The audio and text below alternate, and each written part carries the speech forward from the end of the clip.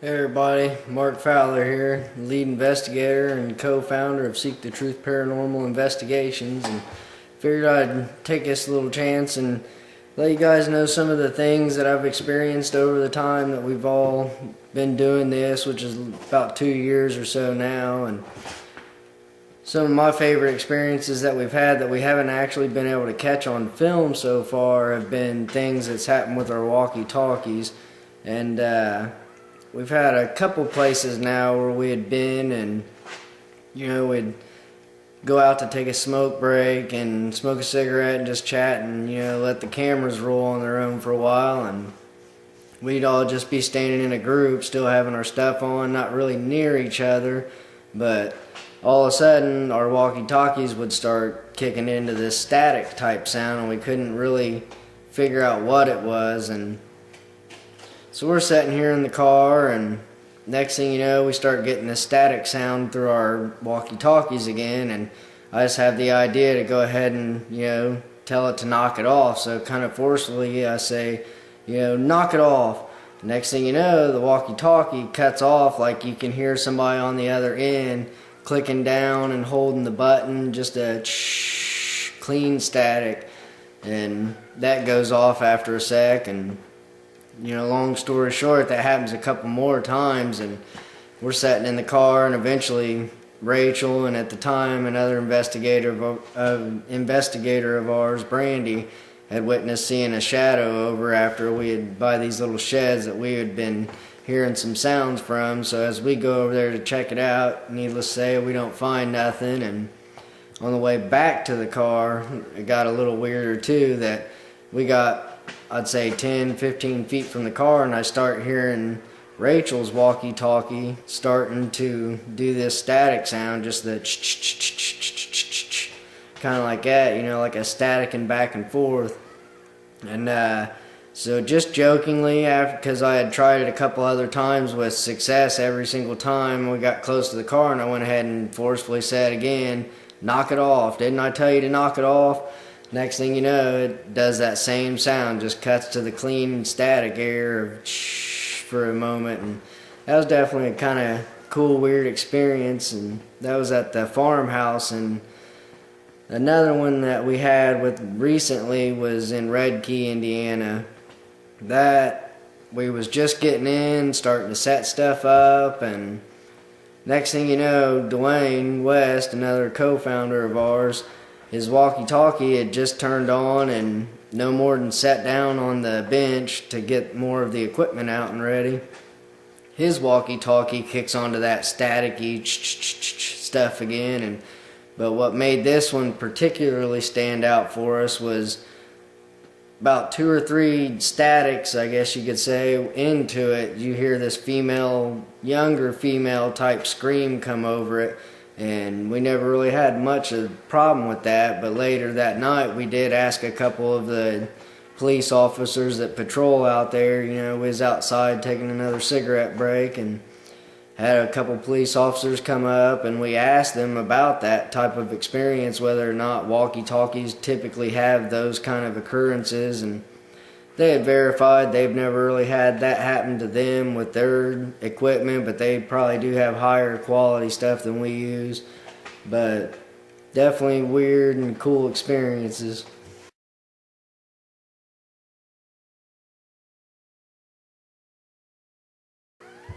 Alright, I'd have to say some of the cooler stuff that we was actually lucky enough to catch on film that I personally experienced and things was yet again at the farmhouse in Fowler, Indiana.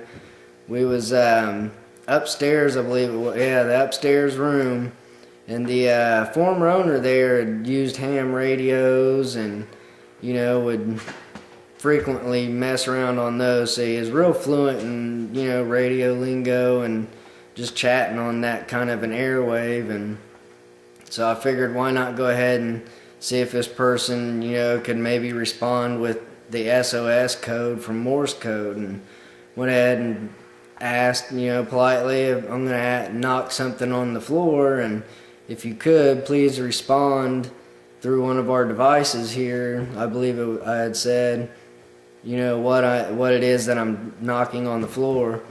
And so I commenced to knock out SOS on the floor in Morse code, and wasn't a second or so later it ended up actually saying on our spirit box, the SB7 spirit box did come over saying SOS. So that was definitely pretty weird, but that was definitely one of my weirdest ones, and I'll go ahead and play you guys a clip of that real quick so you can see exactly what I'm talking about from the experience.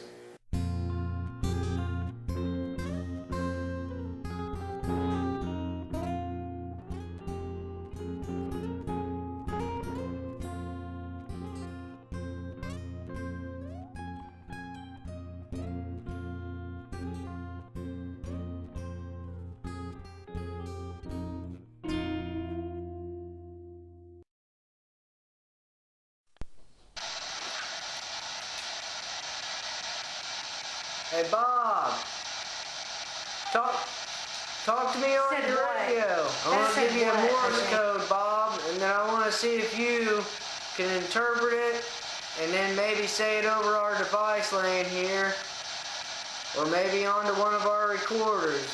You ready?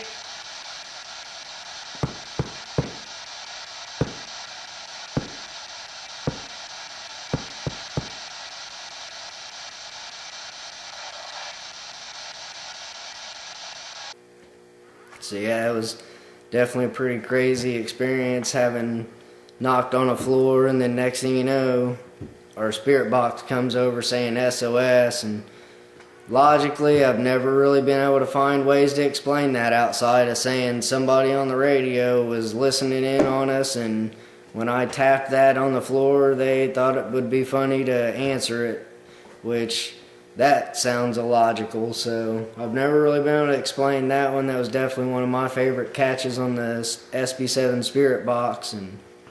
But I'd like to take a moment and explain what really got me into paranormal investigating, and what really focused my mind on wanting to try this, and was when my daughter had just turned 1, I believe it was, we decided to go ahead and get our son and hers picture taken together, their first picture taken. And so we go to Walmart to have them professionally done, and we thought that'd be nice, have it professionally done instead of us taking it and all that. So we're there, and you go through that whole process. They set you up, they take your photos, and a little while later they call you back and give you this little CD that has the different types of pictures you're allowed to choose from. I'm sure you all know what that process is. But we eventually get the photos home and on the disc and start going over it, trying to see which one we wanted to use for the pictures for Christmas and that. And lo and behold, after about 3 or 4 pictures going through, we noticed at the bottom of this one, it just stood out to me that it really honestly to me looked like my mom, kind of at the bottom of the picture, and just off to the side, you kind of see her other hand waving a little bit. And so it kind of really caught me off guard. But that was the picture I wanted to use, and my girlfriend, fiance Rachel, she wanted to use that one as well as the ones we used for the kids. And so we go back to Walmart and explain, this is the one we want, this is the picture we want on our wall. So they end up looking at it and end up getting a hold of us like 2 days later, I think it was, and said to us that they weren't able to use that one without going ahead and editing it, basically. And we asked why, and they went on to explain that there was an anomaly in the photo. They said it was some kind of a light reflection or some kind of a light anomaly that they had to edit out of the photo before their company would allow them to sell it, because there's this flaw in the image that they weren't allowed to use that image to sell to customers without fixing it. So I understand, but we told them that's alright, and we went ahead and kept the disc and printed them out ourselves. And I will go ahead and show you guys a little clip of the picture real fast.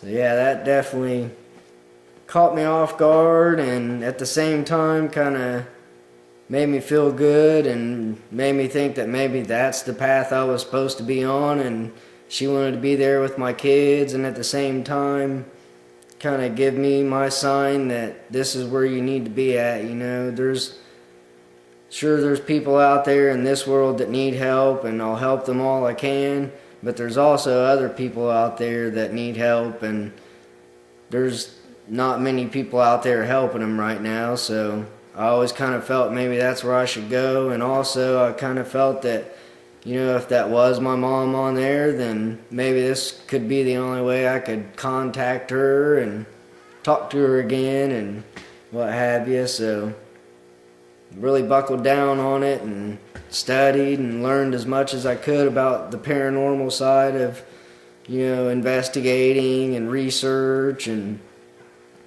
just what kinds of cases that, you know, people get involved in that everyday people like us, you know, experience, but are usually too afraid or shy to come out and say, you know, hey, this is happening to me and I need help.